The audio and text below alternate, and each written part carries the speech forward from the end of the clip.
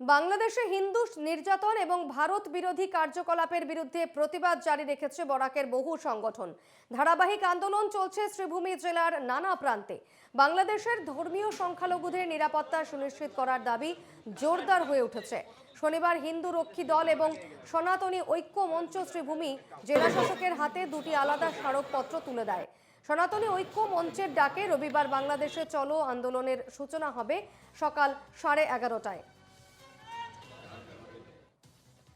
শ্রীভূমি জেলা শাসকের হাতে দুটি আলাদা স্মারকপত্র তুলে দেওয়া হয়। বাংলাদেশে হিন্দু নির্যাতনের প্রতিবাদ বরাকে।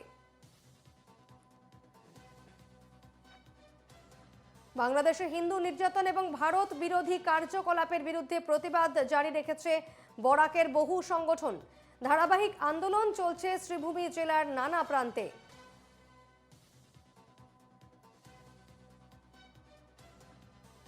আমাদের সঙ্গে এই মুহূর্তে টেলিফোনে রয়েছেন প্রতিনিধি মিষ্টু দত্ত। মিষ্টু, বাংলাদেশে হিন্দু নির্যাতনের প্রতিবাদ পাশাপাশি যে সমস্ত উদ্ভূত ঘটনাগুলো হচ্ছে তার বিরুদ্ধে প্রতিবাদ চলছে বরাকে, এবং জানা যাচ্ছে শ্রীভূমিতে যে বরাক সংগঠন রয়েছে তারা এই নিয়ে আরো প্রতিবাদ করতে চলেছে। কি জানা যাচ্ছে এ বিষয়ে বিস্তারিত?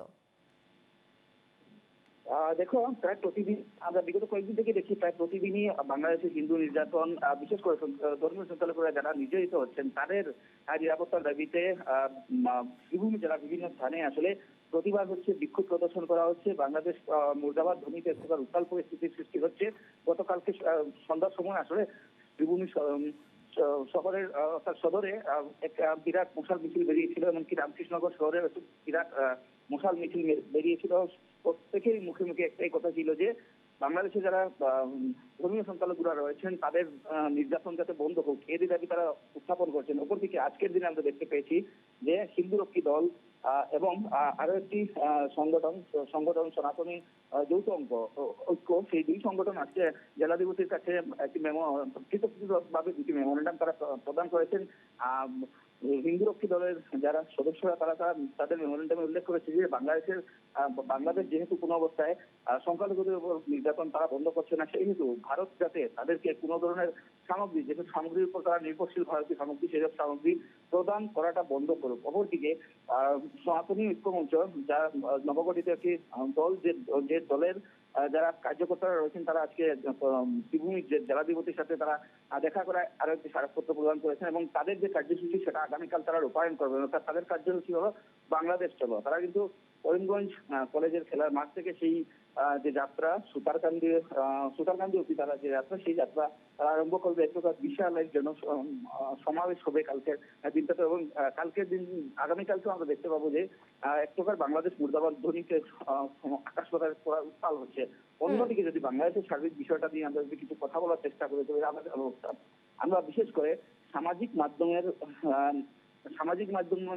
আমরা দেখতে পাচ্ছি যে বিভিন্ন পোস্ট, যেগুলো পোস্ট দেখে সত্যি দুঃখ লাগে যে বিভিন্ন মঠ মন্দিরে আসলে মিষ্টু, সনাতনী ঐক্য মঞ্চের এই যে বাংলাদেশ চলো আন্দোলন আগামীকাল হচ্ছে, সেক্ষেত্রে তাদের এই আন্দোলন থেকে বা তাদের এই প্রতিবাদ থেকে কি বার্তা দিতে চাইছেন তারা?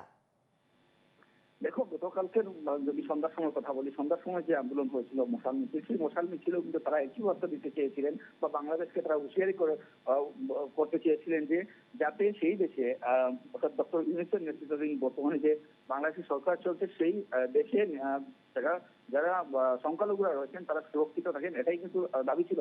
আগামীকালকেও কিন্তু একই দাবি আমরা দেখতে পাবো। অর্থাৎ যারা বাংলাদেশ চলো অভিযান সনাতনী ঐক্য মঞ্চের কথা উল্লেখ করেছি, তারা যেহেতু কালকে বাংলাদেশ চলো অভিযান তারা আরম্ভ করবে, কার্যসূচি হাতে নেবে, সেইখানেও আমরা একই বার্তা দেখতে পাবো। অর্থাৎ বাংলাদেশে যাতে যারা রয়েছেন ধর্মীয় সংখ্যালঘুরা তারা যাতে নিরাপদে থাকেন, তাদের মঠ মন্দিরে যাতে আক্রমণ করা না হয়, বা বিভিন্ন সময় যখন দুর্গাপূজা আসে তখন আমরা দেখতে পাই যে মূর্তি ভেঙে দেওয়ার ঘটনা, হিন্দু পরিবারের উপর আক্রমণ করা, তেমনি ঘটনা বিগত কয়েকদিন থেকে ধারাবাহিকভাবে ঘটে আসছে বাংলাদেশে। তারই পরিপ্রেক্ষিতে কিন্তু সেই দেশের যে বর্তমান অবস্থা, তার অবস্থার প্রতি লক্ষ্য রেখে বিশেষ করে আমরা অসমের শ্রীভূমি জেলায় যথেষ্ট প্রভাব পড়েছে। শ্রীভূমি নয়, গোটা বরাক উপত্যকায় এর প্রভাব পড়েছে বিভিন্ন জায়গায়। বাংলাদেশ বিরোধী আন্দোলন অনেকেই করছেন, এবং তারা বাংলাদেশকে পুরো হুঁশিয়ারি দিচ্ছেন যে যদি সংখ্যালঘুদের উপর নির্যাতনের এদিকে নজর থাকবে। ধন্যবাদ মিষ্টু।